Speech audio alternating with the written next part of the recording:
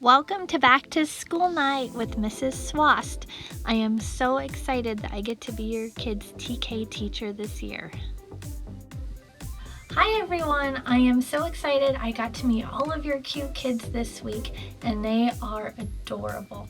We have such a great class this year and I know we're going to learn so many great new things. But for tonight, I have a whole bunch of information for you. We're going to go over our schedule and all sorts of online protocols. So hopefully I will be able to give you a lot of information and you'll be able to remember a lot of it. But just remember that this is a lot different this year. It's new for all of us and I'm going to try my very best to make it easy, fun, but also a great year for learning and education for your child. So hopefully you'll be able to join me on the live meets every day, get your work done on Seesaw, and we are going to have a fantastic year. Thank you so much for trusting me with your kids. I know they are very precious to each and every one of you, and I'm going to do my best to teach them and to take care of them, and I will treat them as if they were my own children. So I'm excited about this year, and let's have an awesome 2020/2021 school year. Yay! You can email me anytime. I'm available to check your messages until 4 o'clock each day. After that, I'm going to try and have a little bit of boundaries for myself at home, but right away in the morning, I will always check my email and I constantly check it throughout the day. So if you have any questions, concerns, great news, anything, email me at ksзвwast@tvusd.us. You can also use your child's inbox on Seesaw to send me a message through there. So in TK, we have a mission statement, and it's to serve the social, emotional, and academic needs of our youngest population by offering a transitional kindergarten year as a part of a 2-year comprehensive kindergarten program. This year will serve as a bridge between preschool foundational skills and the traditional academic kindergarten program. I'm so excited because TK is a wonderful year for them to really learn and grow, and when they go to kindergarten, oh boy, are they ready. The philosophy for our TK program is to provide the youngest kindergartners with a readiness year that is developmentally and academically appropriate. We believe that children of this age are able to develop independence and problem-solving skills. This year will better prepare them for success once they enter traditional kindergarten. I also wanted to tell you about our standards in TK. You'll be getting an email with these so you can look at them throughout the year. In TK, there are some common core state standards that we will be exposing the kids to. Some of those areas include social competence, motor development, and vocabulary and language development. For social competence, those are just things like cleaning up after yourself, getting along with others, following the rules, listening to others, being able to focus. Do you want to learn? Are you curious to learn? Taking care of yourself and getting your work done. For motor development, a lot of those are fine motor, some are gross motor. The fine motor ones are how you hold a pencil and your scissors. Can you use glue? Can you tie your shoes? Can you hold your crayon the correct way and try and stay inside of the lines? And then some of the gross motor that we work on are playing on the playground and catching the ball. Now I know right now we're not really playing on the playground, but there are things you can do at your home, like bouncing balls and running around and going on swings, maybe if you have them in your backyard or you have them at a park nearby. And then for vocabulary and language development, we're working on, can you communicate your needs? Are you able to speak in complete and coherent sentences? Can you describe places? Can you follow 1- and 2-step directions? And are you able to speak in front of your peers? Now, some other areas that we work on are phonemic awareness, concepts about print, comprehension and sight words, writing, and math. For phonemic awareness, those are really things like rhyming, beginning sounds, syllables, reciting the alphabet. Can you recognize your letters, uppercase and lowercase, out of order? And do you know your letter sounds?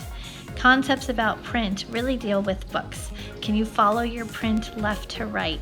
Do you know how to point to one word at a time as you're reading it? And do you know what the author does in a book? For comprehension, sound blending, and sight words, that's also about books when we read them together. Can you guess what's going to happen ahead of time?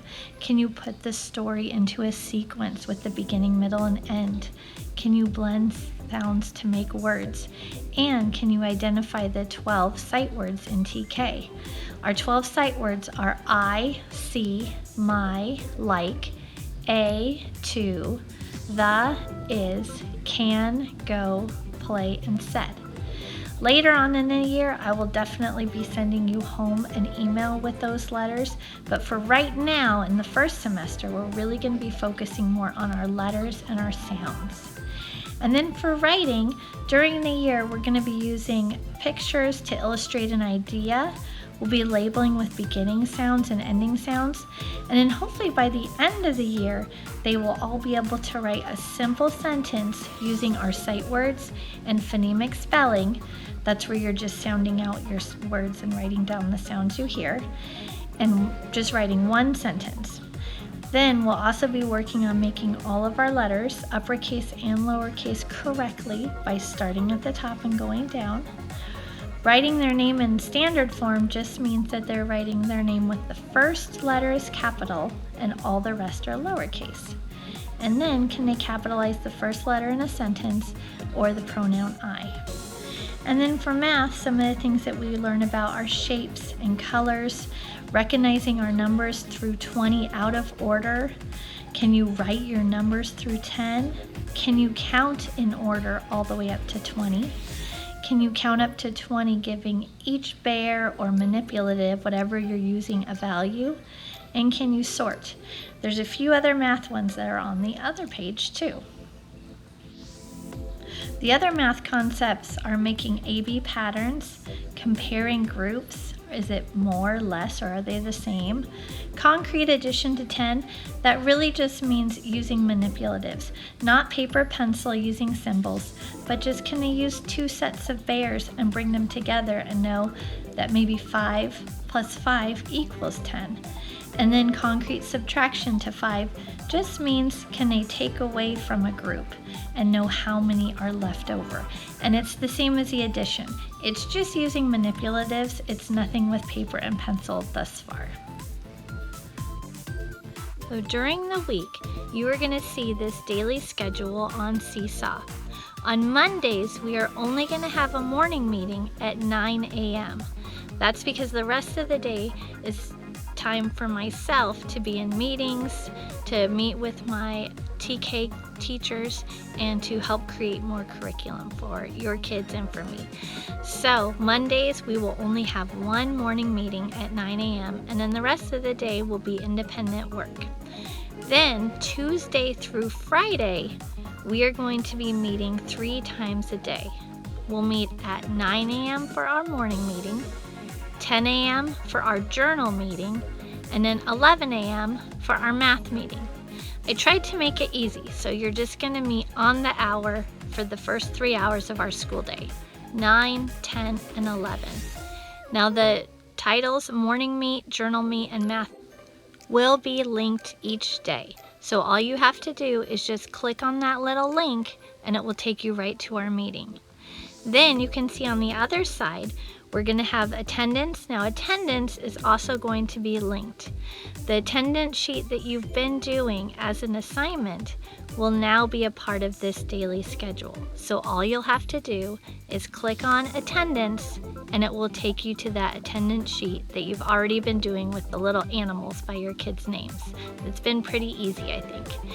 Then from 9:15 to 10, they're going to look for their work on Seesaw, and I'm going to title it Literacy Work. So you know that is the time to be working on their literacy work assignment. Then after our 10 o'clock meeting, you will see an assignment that will say journal work on Seesaw.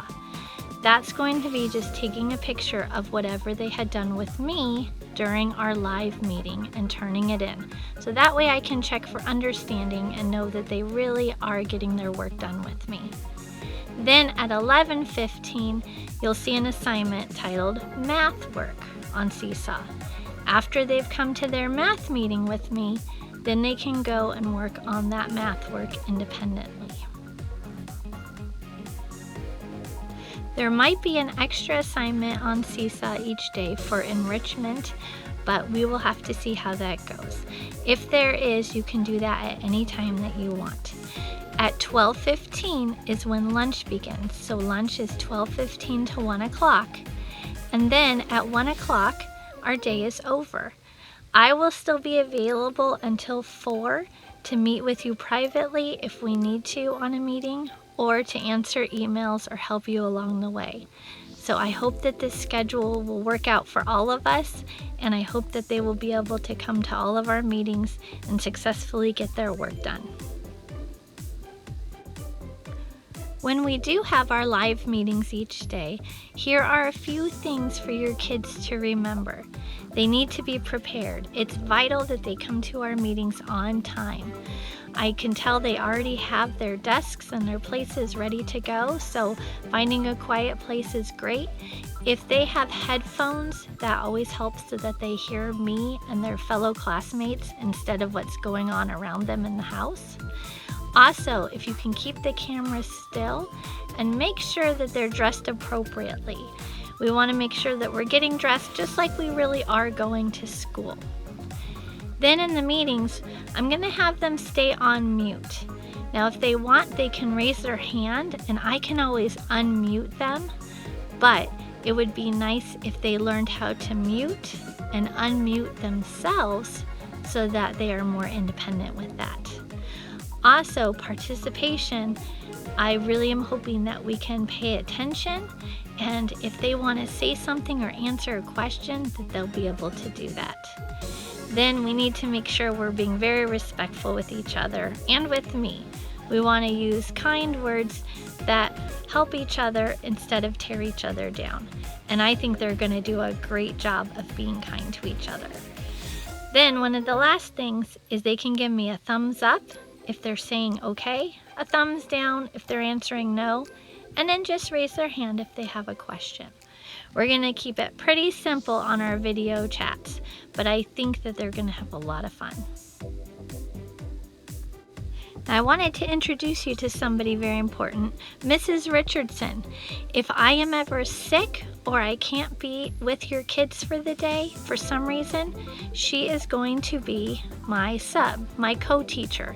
She teaches at Crown Hill Elementary, TK, and she is going to be the one who will be giving them the assignments or helping them out and doing live meetings, again, if I'm ever sick or I'm unavailable. Hi, I'm Carrie Schwartz Richardson, and I am the TK teacher at Crown Hill Elementary. This is my 23rd year in the district. I live here in Temecula with my husband Brian and my 2 boys, who are also in elementary school.